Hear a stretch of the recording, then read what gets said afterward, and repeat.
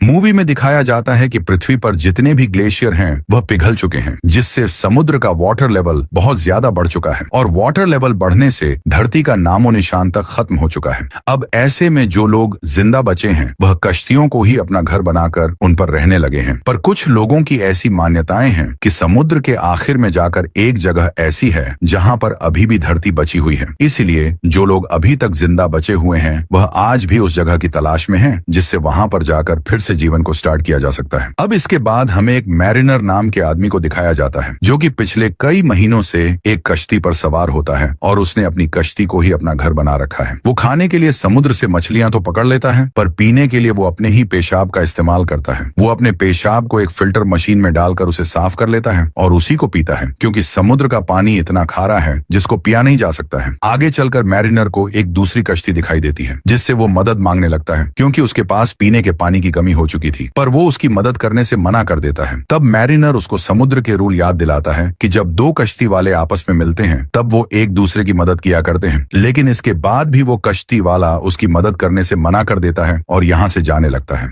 दरअसल उसने मैरिनर की कश्ती से कुछ माल्टे चुरा लिए थे, इसलिए वो उसके पास नहीं आना चाहता था, क्योंकि उसे ऐसा लग रहा था कि शायद वो उसे धोखे से अपने पास बुलाना चाहता है। इसलिए वो दूर जाकर मैरिनर को उसके माल्टे दिखाकर उसे चिढ़ाने लगता है। अब मैरिनर को यह देखकर बहुत गुस्सा आता है, इसलिए वो अपनी कश्ती से उसका पीछा करने लगता है और उसके पास जाकर उसकी कश्ती को बुरी तरह से डिस्ट्रॉय कर देता है। अब तभी यहाँ पर समुद्री लुटेरे आ जाते हैं, इसलिए मैरिनर तो यहाँ से भाग जाता है, पर वो समुद्री लुटेरे उस कश्ती वाले को पकड़ लेते हैं, उसके सारे सामान को लूट लेते हैं। अब आगे चलकर मैरिनर को समुद्र के बीच एक तैरती हुई बस्ती दिखाई देती है, इसलिए वो वहां जाकर वहां के लोगों को अपना कुछ सामान बेचने की कोशिश करता है, पर उसके पास जो भी सामान था वो उनके किसी भी काम का नहीं होता है, इसलिए वह उसके सामान को खरीदने से मना कर देते हैं। पर जैसे ही वो उनको मिट्टी से भरा हुआ थैला दिखाता है वह उसको अपनी बस्ती में आने की परमिशन दे देते हैं, क्योंकि हर तरफ पानी होने की वजह से मिट्टी की कीमत बहुत ज्यादा हो चुकी है और इस कबीले के लोग मिट्टी का इस्तेमाल अनाज को उगाने में करते हैं। अब मैरिनर अंदर जाकर अपनी मिट्टी को एक शॉप पर बेचने लगता है, जहां पर शॉप का मालिक उसे मिट्टी के बदले में 4 सिक्के देता है, लेकिन मैरिनर जब उससे 8 सिक्कों की डिमांड करता है तब वह इसके लिए भी मान जाता है। अब वो उन सिक्कों को लेकर कुछ खरीदने के लिए एक शॉप पर जाता है, लेकिन यहाँ पहुंचकर वो देखता है कि शॉप पूरी तरह से खाली होती है। यहाँ पर खरीदने के लिए कुछ भी नहीं होता है, इसलिए वो यहाँ से कुछ पानी और एक टमाटर का पौधा खरीद लेता है। इस शॉप की मालिक एक लेडी होती है जिसका नाम हेलेना है और वह बहुत गरीब होती है, इसीलिए मैरिनर उसको अपने सारे सिक्के देकर यहाँ से जाने लगता है। अब तभी कबीले का सरदार उसे रोक लेता है और एक लड़की दिखाकर उसे शादी करने के लिए कहता है, और वह उससे कहता है कि अगर तुम इस लड़की से शादी करते हो तब तुम इस कबीले से कुछ भी लेकर जा सकते हो। दरअसल उस कबीले का सरदार ऐसा इसलिए चाहता था क्योंकि उसको ऐसा लग रहा था कि मैरिनर इतने दिनों से अकेला ही एक कश्ती पर सरवाइव कर रहा है, इसलिए वह कोई नॉर्मल इंसान नहीं बल्कि बहुत बहादुर है, और अगर वो उसकी बेटी से शादी कर लेता है तब उससे होने वाले बच्चे भी बहुत बहादुर होंगे। पर मैरिनर उसकी बेटी से शादी करने से मना कर देता है और यहाँ से जाने लगता है, जिस पर कबीले के सरदार को गुस्सा आ जाता है और वह अपने आदमियों से उसे पकड़ने के लिए कहता है।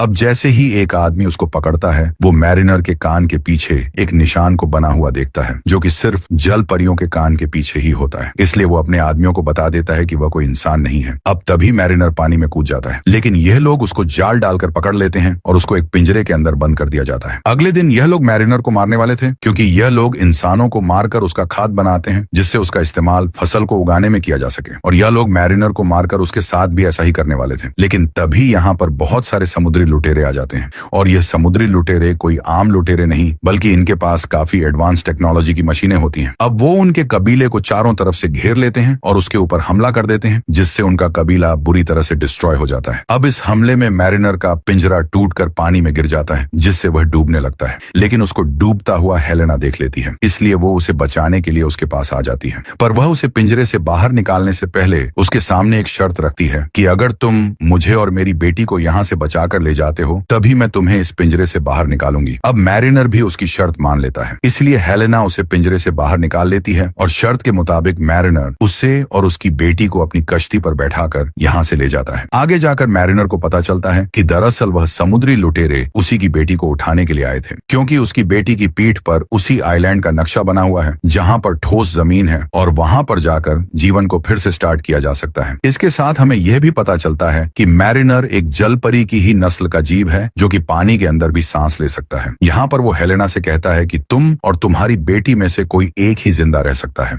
क्योंकि हमारे पास पीने का पानी बहुत ही कम है। पर हेलेना ये सुनकर काफी डर जाती है और वह किसी तरह से मैरिनर को इस बात के लिए मना लेती है कि वो और उसकी बेटी दोनों ही जिंदा रहना चाहती हैं। दूसरी ओर हमें लुटेरों के सरदार को दिखाया जाता है, जो कि अपने आदमियों से कह रहा था कि मुझे हर हाल में वह बच्ची चाहिए जिसकी पीठ पर उस आइलैंड का नक्शा बना हुआ है। अब सरदार के लोग प्लेन से हेलेना और उसकी बेटी को ढूंढते हुए उनके पास तक पहुंच जाते हैं और वो मैरिनर की कश्ती के ऊपर हमला कर देते हैं। अब मैरिनर हथियार लेने के लिए अपनी कश्ती के नीचे वाले हिस्से में चला जाता है, पर हेलेना को ऐसा लगता है कि शायद वो डर कर भाग गया है, इसलिए वो उसकी कश्ती पर लगे मछली पकड़ने के हथियार से उनके प्लेन पर हमला कर देती है और वो जो तीर उनके प्लेन की तरफ फेंक कर मारती है वो उनके प्लेन के आर पार हो जाता है, जिससे उनका प्लेन कश्ती के चारों तरफ घूमने लगता है। अब तभी मैरिनर भी बाहर आ जाता है और वो किसी तरह से रस्सी को काट देता है, जिससे वो लोग अपना प्लेन लेकर यहाँ से चले जाते हैं। अब इस बात पर मैरिनर को बहुत गुस्सा आता है कि उसने उसका मछली पकड़ने का हथियार बर्बाद कर दिया है, इसलिए वह गुस्से में आकर हेलेना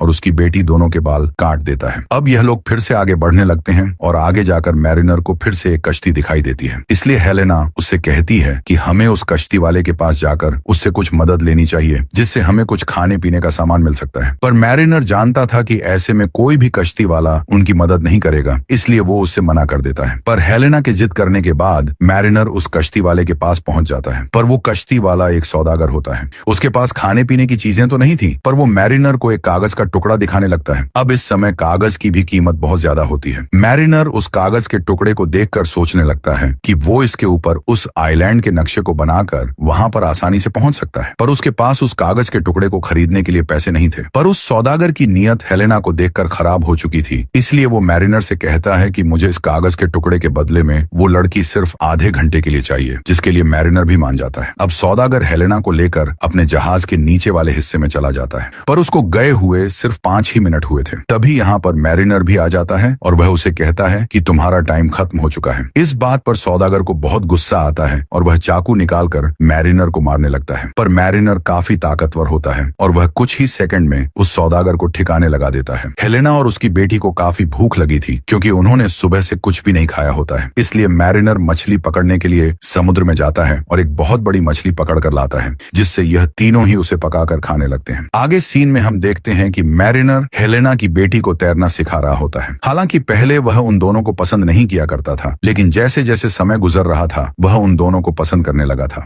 आगे चलकर फिर से इन दोनों को एक कश्ती दिखाई देती है, इसलिए हेलेना जब दूरबीन से चेक करती है तब उसे पता चलता है कि वो कश्ती समुद्री लुटेरों की है, जो कि उसकी बेटी को पकड़ने के लिए यहाँ पर आ रहे हैं। लेकिन यहाँ पर मैरिनर को एक राज की बात पता चलती है कि यह बच्ची हेलेना की बेटी नहीं है, बल्कि वह उसे समुद्र में डूबती हुई मिली थी, जिसकी उसने जान बचाई थी। इस बात को लेकर मैरिनर उसके ऊपर गुस्सा करने लगता है कि आखिर उसने यह बात उसे अभी तक क्यों नहीं बताई। इसके साथ वह उससे यह भी पूछने लगता है कि क्या अब वाकई में इस बच्ची की पीठ पर जिस आइलैंड का नक्शा बना हुआ है वहां पर सच में कोई जमीन है भी या नहीं, या इसमें भी तुम मुझसे कोई झूठ बोल रही हो। पर हेलेना उसे यकीन दिलाती है कि यह बच्ची जिस समय मुझे मिली थी इसके हाथ में मिट्टी थी, जिससे यह साबित होता है कि यह बच्ची जिस जगह से आई है वहां पर जमीन बाकी है। अब तभी यहाँ पर समुद्री लुटेरे भी पहुंच जाते हैं और इनकी कश्ती को चारों तरफ से घेर लेते हैं। यहाँ पर समुद्री लुटेरों का सरदार इनसे उस बच्ची के बारे में पूछने लगता है, लेकिन इन्होंने उस बच्ची को एक जगह पर छुपा दिया होता है, इसलिए ये उस सरदार को कुछ नहीं बताते हैं। पर जब सरदार अपने आदमियों से इन दोनों को ही मारने के लिए कहता है तब वो बच्ची बाहर आ जाती है, इसलिए सरदार उस बच्ची को पकड़ लेता है। लेकिन बच्ची मिलने के बाद भी वो अपने आदमियों से उन दोनों को मारने का ऑर्डर देता है। अब इससे पहले वो उन दोनों को मार पाते, मैरिनर हेलेना को लेकर पानी में कूद जाता है। अब क्योंकि मैरिनर तो एक जलपरी की नस्ल का जीव होता है जिससे वह पानी में सांस ले सकता था, पर हेलेना एक इंसान थी जो कि पानी में सांस नहीं ले सकती थी, इसलिए मैरिनर उसे जिंदा रखने के लिए अपनी सांसें देता है। अब कुछ देर के बाद जब ये दोनों ही पानी से बाहर आते हैं तब ये देखते हैं कि लुटेरे इनकी कश्ती को बर्बाद करके यहाँ से जा चुके हैं, इसलिए अब इन्हें अपनी टूटी कश्ती के ऊपर ही बैठना पड़ता है। मैरिनर कुछ खाने पीने का सामान तलाश करने लगता है, लेकिन तभी उसे एक ड्राइंग मिलती है जो कि उसी बच्ची ने बनाई थी। ये ड्राइंग एक आइलैंड की होती है जो कि काफी हरा भरा होता है। इस ड्राइंग को देखकर मैरिनर को भी यकीन हो जाता है कि शायद वह बच्ची जिस जगह से आई है वहां पर जमीन अभी भी बाकी है, इसलिए अब वो किसी भी हाल में उस बच्ची को ढूंढने का फैसला करता है, क्योंकि उस बच्ची की पीठ पर जो आइलैंड का नक्शा बना हुआ है उसी के जरिए वो वहां पर पहुंच सकते हैं। लेकिन अब सवाल ये था कि आखिर ये टूटी हुई कश्ती से उन लुटेरों को कैसे ढूंढेंगे। पर तभी यहाँ पर एक आदमी आता है जो कि उड़ते हुए बलून पर सवार होता है। हेलेना उसको देखकर काफी खुश होती है क्योंकि वो उसी की बस्ती का आदमी था। था। वो आदमी ऊपर से रस्सी फेंकता है जिससे यह दोनों ही बलून में चढ़ जाते हैं और इसके बाद यह लुटेरों की तलाश में निकल जाते हैं।